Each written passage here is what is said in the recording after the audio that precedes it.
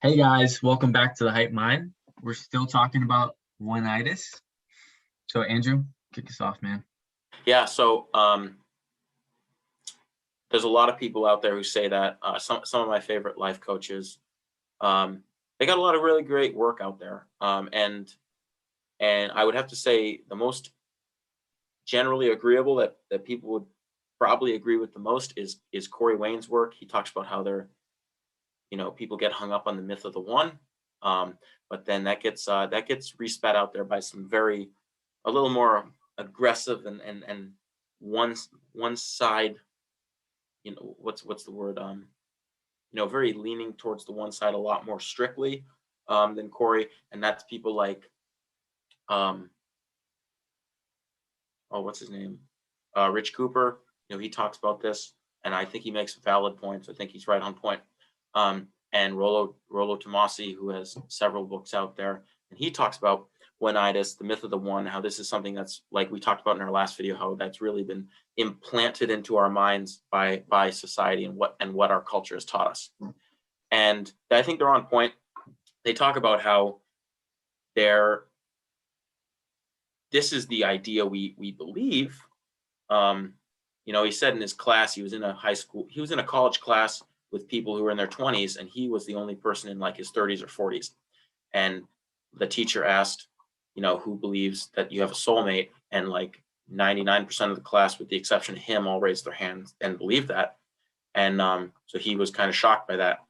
And that's definitely a very common belief among us. Like I said, it's been culturally taught. And so he talks about, and just like all these other gentlemen, how there isn't only one person out there. Honestly, there are more dateable people than others. So let's say you're a guy looking at women, right? And the same thing applies to women the other way around. If you're a guy looking for women, some of them are dateable, some of them are not dateable. That's just how it is. Of the dateable ones, you could date any of them and have a good marriage. And of those dateable women, some of them are going to have similar interest in you, some of them aren't, but they're all going to make good wives, versus the ones over here who are just not wife material, or are not relationship material at all. They're liars, they're cheaters. And the same goes for men. You can look at it from a woman looking for a man perspective too, from that way. If we bring it back though, throughout history, there were arranged marriages, just to shape your guys' perspective. Yeah. And they were content. And mind you, we're not for being forced into a marriage at all. I have no interest in that. But it is important to notice that these marriages still worked successfully. They still raised healthy families in many scenarios. Not all, but many. Because they both understood the importance of the marriage. They both understood that both people had to work. One person had to provide. One person had to take care of the kids. Their goal was to come together and have a family, and so they put in the necessary. Yes, the marriage was arranged, but there was a lot of other social cultural norms or sociocultural norms, like arranged marriages, that tied in with the arranged marriage, where you weren't just forced to get married, but you also were forced to. They also had all these expectations they had to meet. So, but anyway. And think about it. They might have not had that spark like you would have initially. You meet someone that, and you have chemistry with, but they made it work. I mean, look at it now with someone with two people who feel like they have that kind of spark when they meet, and they're like, this is the one. And then, years down the line, they get divorced and they hate each other. Yeah, so that's just something to think about. Personally, I don't advocate for forced marriages or divorce, but it is important to understand that their idea, Rollo's, specifically, is that if you find a good woman, if you find a good man, you can have a good marriage, even if they're not your soulmate, right? As long as they're a good quality person who has integrity, you're going to have a good marriage.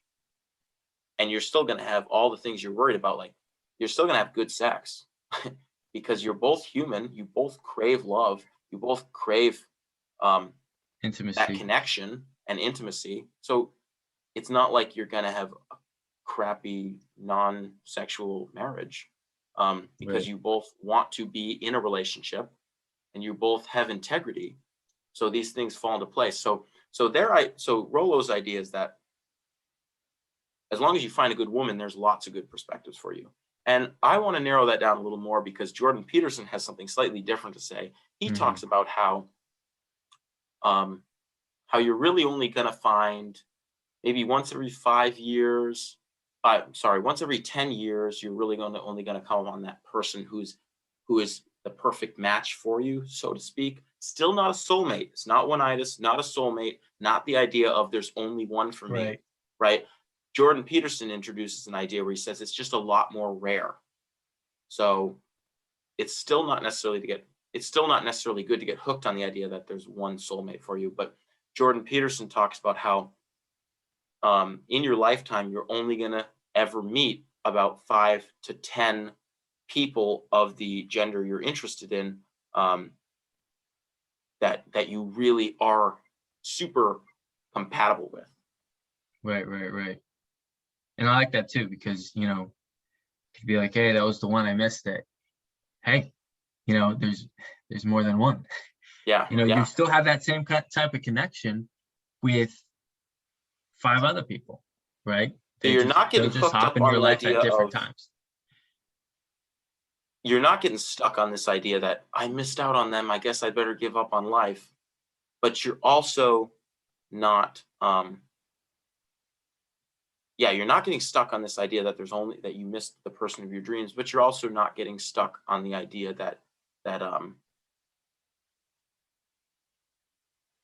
gosh, where was I going with that? You're not getting stuck on the idea that you missed out, but you're also not getting stuck on the idea that you can't, that there's not other people for you, but that there's only one for you. Right. Like you understand you missed out and that sucks, but you can move on. So you're not like worshiping the person you're with, because that's not good. That is codependency, to put someone else on a pedestal. That is Oneitis. So you understand there is more options, but you're also understanding of the fact that this person is valuable because there's only a few of them. So you cherish them, but you also don't worship them, because that's not what you should do in your relationships. That's not a good sign. Right. Exactly. No, I love it. All right, guys, we just, we want to give you new perspective on this, because, many of us have had those thoughts of there is the one and there's only one for me. But, we're going to pull you back to reality and say you actually have the control to find somebody you're compatible with, find somebody you connect well with, right? And give yourself the opportunity by actually being out there. Yeah. And so,